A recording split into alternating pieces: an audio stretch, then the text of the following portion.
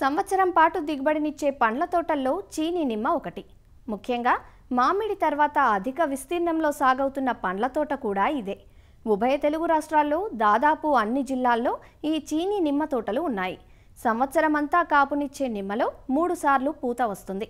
June జూలైలో ఒకసారి, September అక్టోబర్లో మరోసారి, ఫిబ్రవరి మార్చిలో తోటలు పూతకొస్తాయి. వీటినే మృగ్బహార్, అంబేబహార్, హస్తబహార్ అని అంటారు. మార్కెట్లో ఏ సమయంలో అధిక ధరలు ఉంటాయో గమనించుకొని ఆ సమయానికి పంట వచ్చేలా చూసుకుంటే సాగు లాభసాటిగా ఉంటుంది. ప్రస్తుతం పూత దశలో ఉన్న నిమ్మ తోటల్లో కొన్ని రకాల యాజమాన్య సస్యరక్షణ చర్యలు చేపడితే మంచి కాపు వచ్చే ఆస్కారం ఉంది. నిమ్మ తోటల్లో ప్రస్తుతం చేపట్టాల్సిన యాజమాన్య సస్యరక్షణ చర్యల గురించి డాక్టర్ వైఎస్ఆర్ ఉద్యాన విశ్వవిద్యాలయం, పశ్చిమ గోదావరి జిల్లా వెంకటరామన్నగూడెం కృషి విజ్ఞాన కేంద్రం శాస్త్రవేత్త డాక్టర్ వెంకట సుబ్బయ్య నుంచి తెలుసుకుందాం. నిమ్మలో పూత విషయానికి వస్తే సంవత్సరంలో 3 సార్లు పూతకు రావడం జరుగుతూ ఉంటుంది. అది మొదటగా ఫిబ్రవరి మాసంలో వస్తుంది, అదేవిధంగా జూన్ మాసంలో ఒకసారి, అదేవిధంగా అక్టోబర్ మాసంలో ఒకసారి రావడం జరుగుతూ ఉంటుంది. అదేవిధంగా పూత నుంచి కాయకి కోతకి రావడానికి ఇంచుమించు 4.5 నెలలు టైం పడుతూ ఉంటుంది. ధర కూడా వేసవిలో ఎక్కువగా ఉంటుంది కాబట్టి వేసవిలో ఏ క్రాప్ అయితే వస్తుందో దాన్ని మనము వచ్చేటట్లు చూసుకున్నట్లయితే రైతుకి అధిక లాభాలు రావడానికి ఆస్కారం ఉంటుంది. దీన్ని దృష్టిలో ఉంచుకొని నిమ్మలో పూత నియంత్రణ చేపట్టడం అనేది చాలా ప్రాముఖ్యత సంతరించుకుంది.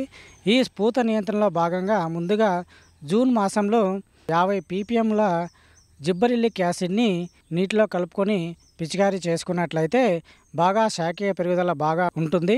అదేవిధంగా సెప్టెంబర్ మాసంలో చూసుకున్నట్లయితే సైకోసిల్ 1000 ppmను నీటిలో కలుపుకునేసి పిచికారీ చేసుకున్నట్లయితే వేసవిలో పూత రావడానికి ఆస్కారం ఉంటుంది. దీనిలో భాగంగా అక్టోబర్ మాసం వచ్చేటప్పటికి 13,045 లేదంటే పొటాషియం నైట్రేట్ అనే మిశ్రమాన్ని 1% అంటే 10 గ్రాములు 1 లీటర్ నీటికి కలుపుకునేసి పిచికారీ చేసుకున్నట్లయితే వేసవిలో పూత పెరిగి దిగుబడులు రావడానికి ఎక్కువగా ఆస్కారం ఉంటుంది. తర్వాత మనకు వచ్చేటువంటి జనవరి, ఫిబ్రవరి మాసంలో పూతకు ముందు, పూతకు తర్వాత ఈ యొక్క సూక్ష్మ పోషకాల యాజమాన్యం కూడా చేపట్టడం ఎంతైనా ప్రాముఖ్యత సంతరించుకుంది.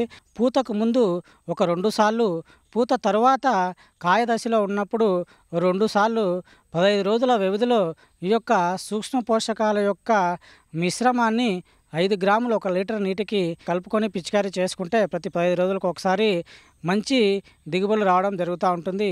ఈ యొక్క మిశ్రమానికి లీటర్ నీటికి ఒక 8 గ్రాముల సర్ఫ్ పౌడర్ కానీ, లేకపోతే ఒక 15 లీటర్ల స్ప్రే డ్రమ్ముకి ఒక నిమ్మకాయ పిండి పిచికారీ చేసినట్లయితే మనకి మంచి ఫలితాలు రావడం అనేది జరుగుతూ ఉంటుంది. అదేవిధంగా చాలామంది రైతులకి ఈ యొక్క సూక్ష్మ పోషకాలని పురుగు మందులతో కానీ, తెగుళ్ళ మందులతో కానీ కలిపి పిచికారీ చేసుకోవచ్చు అని చాలామంది అడుగుతూ ఉంటారు.